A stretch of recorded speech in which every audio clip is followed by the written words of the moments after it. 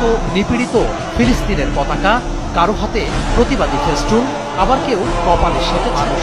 রাজধানীর সব পথ মিলে যায় ঐতিহাসিক সোহরাওয়ার্দী উদ্যানে। আয়োজনে অংশ নিয়ে সাধারণ মানুষ ইসরায়েলের বর্বরতা রুখে দিতে বিশ্ব মুসলিমকে এক হওয়ার আহ্বান জানান।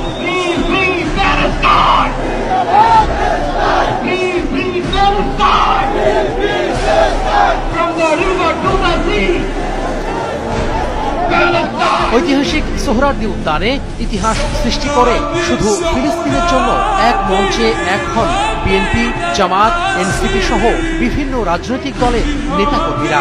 এছাড়াও ছিলেন শিল্পী, কবি, সাহিত্যিক, বিভিন্ন সামাজিক যোগাযোগ মাধ্যমের জনপ্রিয়। আমরা প্রত্যেকে তাদের সাথে সংহতি প্রকাশ করছি।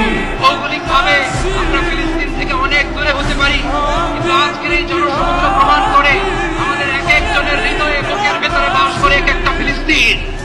প্যালেস্টাইন সলিডারিটি মুভমেন্টের আয়োজনে মার্চ ফর গাজার ঘোষণাপত্রে উঠে আসে 5 দফা দাবি। ইসরায়েলের আগ্রাসন বন্ধের পাশাপাশি দেশটির সঙ্গে সব চুক্তি বাতিলে বিশ্ব নেতাদেরও মহান রবের দরবারে দোয়া করা হয়। আপনি মেহরবানি করে কবুল করেন, আপনি কবুল করেন, শিশুদের রক্ষা করেন, নারীদের রক্ষা করেন। আলহামদুলিল্লাহ।